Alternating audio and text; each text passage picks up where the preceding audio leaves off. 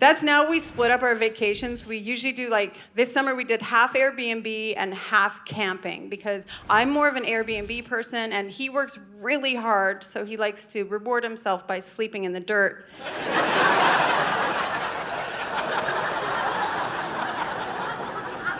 And that's marriage. So we do the Airbnb, then we go camping. Day 2 of the camping trip, he tells me he wants to go fishing the next morning. And he's like, we got to get up at 5 a.m. That's when it's an early activity. And usually I do not like getting up that early, but I thought I had broken my back, so I was wide awake. Yeah, I was like, where do you get that little placard for your rear view? And so we get up at 5 a.m. and he's whispering. We put the boat in the water and he's like, the fish are gonna, and I'm like, they're not listening. Why are you whispering to me? The fish show up as soon as the sun comes up. Sunrise, that's when the fish will come out. And I was like, oh, because that's probably when we should have got here. Just as a planner, it's not a ferry. You don't have to be there 30 minutes early. And so we sit in the boat. The sun comes up. Fish had other plans. I don't know where they were. They were a no-show for their call time. So now we're sitting there. Another hour goes by. The whole time he's talking about this dinner, he's going to cook me fresh fish, the freshest you could get. He's like, I brought all the seasonings, baby potatoes. I got a lemon. I go, I know about the lemon. I tried to make a vodka soda last night. You yelled at me. Thought that was rude. And then by 9 a.m., we had caught 0 fish, and we just headed back to the car.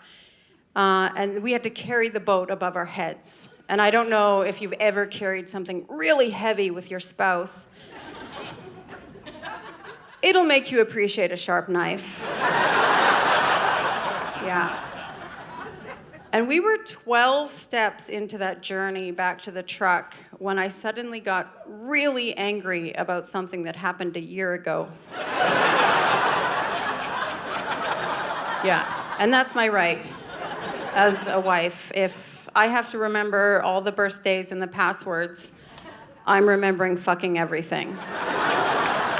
Yeah.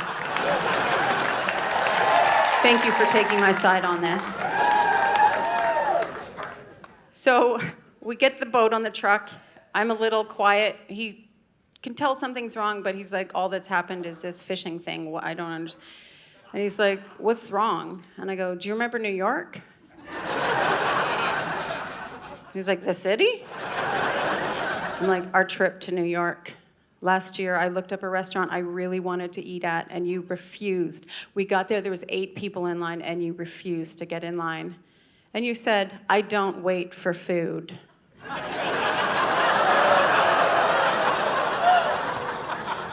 Well, what the fuck was that?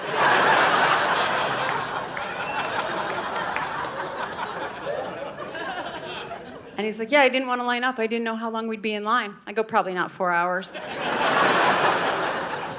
Just ballpark, we're not going to stand in there for 4 hours. And that's when I just pieced it all together. That's the problem. Men hate, and not all men, but don't email me later. But most men hate to stand in line, especially brunch. I love going for brunch, and if there's 2 people in line, Jay thinks it's faster to drive to 7 other restaurants. Until we find one without a lineup. He's like, that doesn't have a line. I'm like, this is McDonald's. And guess what? Once you get inside, it's a fucking line. And so if you have a hot brunch place, all you have to do is give the men in line something to do. It's like that little basket of toys they have at the doctor's office.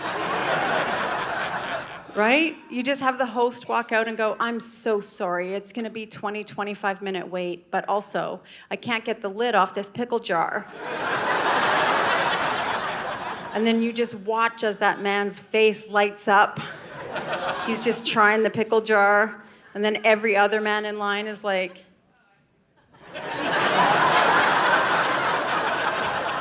oh, he hasn't got it off. What the fuck is he doing up there? Why'd she even give it to him? I work out. He hasn't even banged the lid. Should I go up there? I'm gonna. I'm going up there. Now every man in line is just huddled. They're passing around the pickle jar. They're all in on it. It's glued on. The lid is not coming off. That's the whole thing. And if you have a father-in-law with you, that's when they don't stand in line for shit. You just have to have somebody walk out with like an old school road map. I don't know how to fold this. Canada's biggest comedy tour is back. The Snowden comedy tour just keeps getting bigger and bigger and bigger. These taste funny. I hate band people. My generation, that was not something you strive for. Get your tickets today at snowdencomedytour.com.